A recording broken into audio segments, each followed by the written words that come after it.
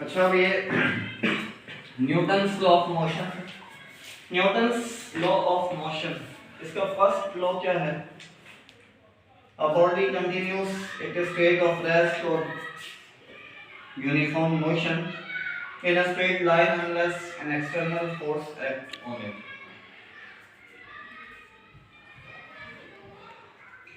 Newton first law इस चीज पर आपको बताता है कि एक ऑब्जेक्ट जो है उसका उसकी जो नेचुरल स्टेट है वो क्या है कि वो या तो किस में रहे, रेस्ट में रहे, या किस में रहे, मोशन में रहे। अगर कोई ऑब्जेक्ट रेस्ट में है तो हमेशा चाहता है किस में रहे, रेस्ट में ही रहे। और अगर मोशन में है, मूव कर रही है कोई बॉडी या कोई ऑब्जेक्ट, तो वो क्या चाहता है, मोशन में रहे।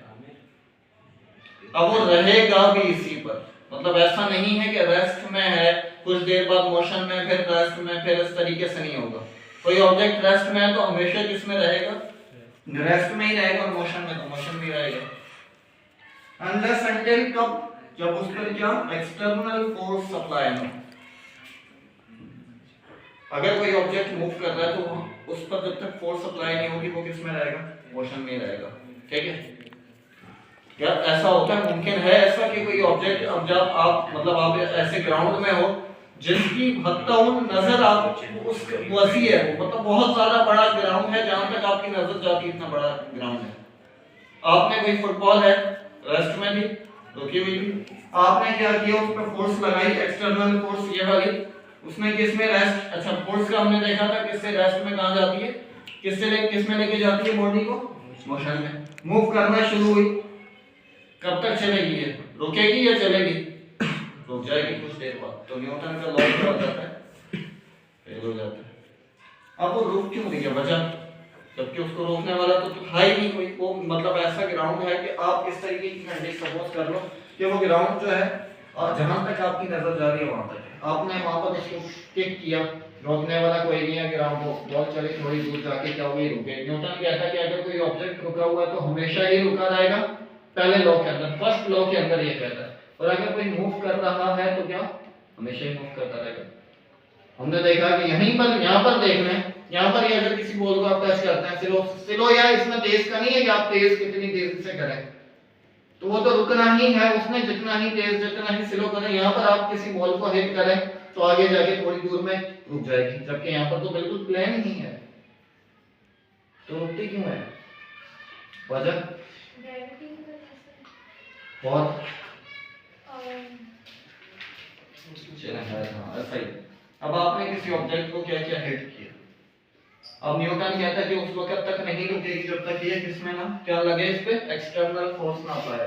तो एक चीज जो है वो कौन सी चीज है, एक फोर्स कौन सी है, वेट, जो कहां पर फोर्स लगा रही है, नीचे की जाने एक फोर्स लग रही है। फिर अगर हवा चल रही हो तो क्या है, एयर रेजिस्टेंस भी है, एयर रेजिस्टेंस भी है जो इस पर अप्लाई हो रही है। एक और फोर्स आगे F2, जिसको इसको F1 कह देते हैं। फिर एक फोर्स क्या होती है, ये जो आपके पास आपको जमीन नजर आ रही है, टायरिंग कर लो बेशक कितनी ही वो कर लो, मगर यहाँ पर एक चीज होती है जिसको क्या कहते हैं, फ्रिक्शन कहते हैं, फ्रिक्शनल फोर्स।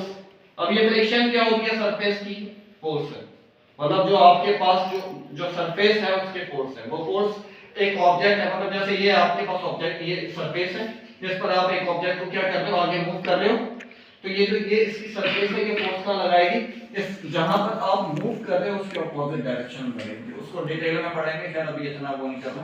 तो ये फोर्स भी है, और भी बहुत तरह की फोर्सेस होंगी जो हमें पता ही ना हो, शायद साइंटिस्ट को भी पता ही ना हो।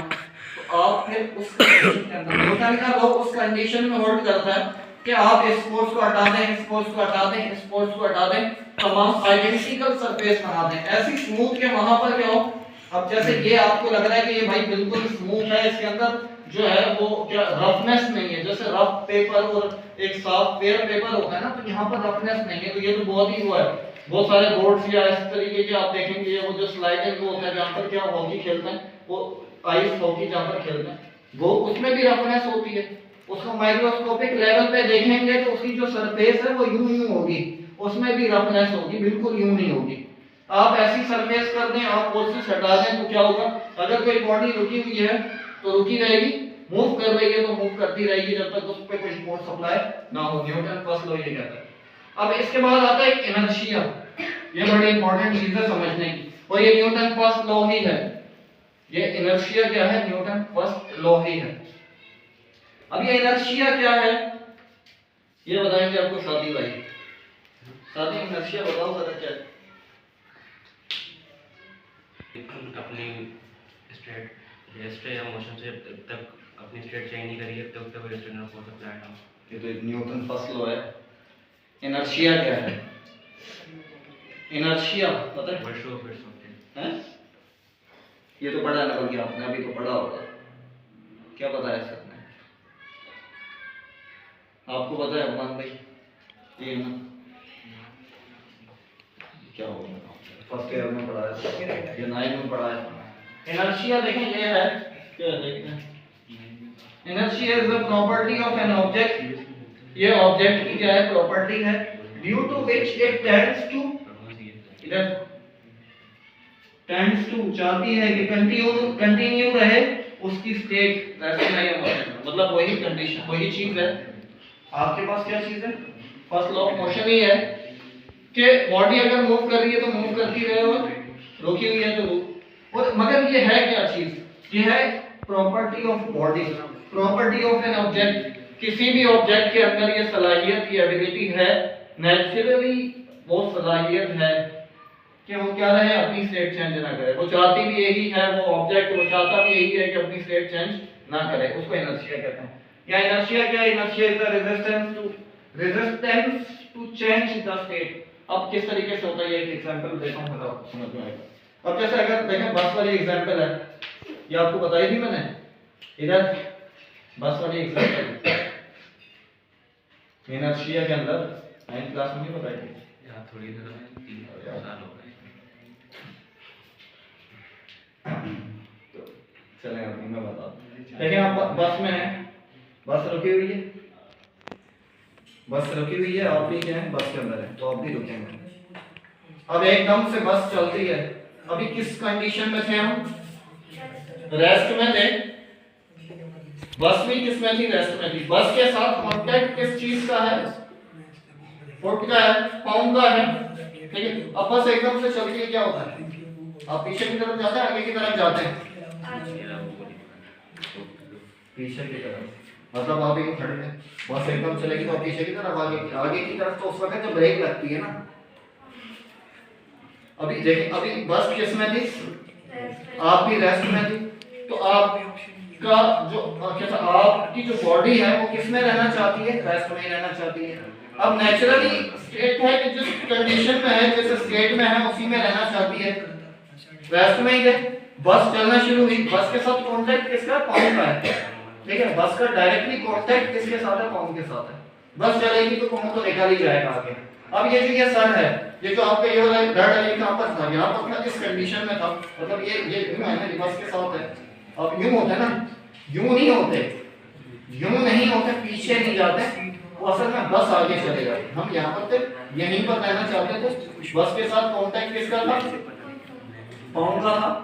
तो बस चली तो ये चीज भी आगे गई। आपका ये जो ये वाला पार्ट है बॉडी का, वो यहीं पर रहना चाहता था, मगर ये बस में फिर ज्यादा फोर्स लगा तो अभी निकल गया, ठीक है। तो ये क्या था? इनर्शिया। अब सेकंड कंडीशन में आते हैं, बस भी चल रही है, आप भी चल रहे हैं, किसमें रहना चाहते हैं? मोशन में ही रहना चाहते हैं। अब क्या होता है? ब्रेक लगती है, आप कहां की तरफ? आगे की तरफ जाते हैं, आगे की तरफ नहीं जाते। अब देखें यूं जा रहे हैं तो ये वाला पार्ट है कि क्या रहना चाहता है? यहीं पर रहना चाहता है, मोशन में ही रहना चाहता है। और कांटेक्ट में है तो इस पे ज्यादा इफेक्ट होगा बानिस्बत इसके। अब देखें एकदम बस का ब्रेक लगी, अब बॉडी किसमें थी? मोशन में ही थी ना, तो कहां जाएगी? आगे की जाने। मगर ये वाला पार्ट किसके साथ कनेक्ट है? बस के साथ है, तो ये तो रुक जाता है। मगर सर कहां की तरफ जाता है? आगे की तरफ। आगे की तरफ क्यों? क्योंकि वो चाहता ही किसमें था? क्या चाहता था कि वो ऑब्जेक्ट किसमें रहे? मोशन में रहे। आया समझ में? ये दूसरा है क्या? देखिए इनर्शिया पहले बताता हूं क्या इनर्शिया ये है कि किसी भी कोई भी बॉडी है, कोई भी ऑब्जेक्ट है, उसके अंदर ये सलाहियत है, जो कहता है ये सलाहियत होती है नेचुरली तौर पर कि वो जिस कंडीशन हालत में उसी हालत में ही रहना चाहती है। अब पहली कंडीशन हम इस वाली एग्जांपल से आसान आपको समझ में आ जाएगा। अब देखें बस रुकी हुई है, आप भी रुके हैं, और रहना किस में चाहते हैं, ब्रेस्ट में ही रहना चाहते हैं। ये बस के साथ आपके पाँव कांटेक्ट में है, ब्रेस्ट में थी बस एकदम चलती है। अच्छा बस के साथ पाँव कांटेक्ट में, तो बस पाँव उसी के साथ आगे जाएंगे। अब ये वाला पार्ट है कि यहीं पर था, यहीं रहना चाहता था। देखिए ये पीछे नहीं गया, ये यहीं पर था, बस आगे चले गए। मगर ये कि फिर अटैचमेंट है तो फिर वो आगे ही जाएगा ना, हो गया। ये यहीं पर था, यहीं पर रहना चाहता था, बस के ये वाला पार्ट क्यों गया, क्योंकि बस के साथ इसका कांटेक्ट था। तो ये इस तरीके, फिर आपको ज्यादा फोर्स लगेगी तो जाहिर सी बात आप भी आगे निकल जाएंगे। किसमें थी, रेस्ट में थी, इस पोजीशन में थी, इसी पोजीशन में रहना चाहती थी, आगे निकल गई। सेकंड कंडीशन लेते हैं, मूव करती हुई आ रही है बस भी, आप भी उसके अंदर है, बस के साथ पाँव का कांटेक्ट है, तो इसका मतलब पाँव पे ज्यादा इफेक्ट होगा बनिस्बत ऊपर वाले हिस्से के। अब आप जो है आगे की तरफ जा रहे हैं, एकदम बस रुकेगी, ये वाला पार्ट क्या होगा, आगे की जाने, क्यों, क्योंकि वो किस में था, इनर्शिया में था, उसके अंदर वो प्रॉपर्टी थी, अभी किस में हालत में था, मोशन करने की, मगर ये रुक गया है क्योंकि उनके इसके साथ कांटेक्ट में। मगर ये किसने क्या चाहता था कि आगे ही जाए, तभी वो जो आपका धड़ है वो आगे की तरफ जाता है। सही है, ये है ना, आया समझ में? ठीक है।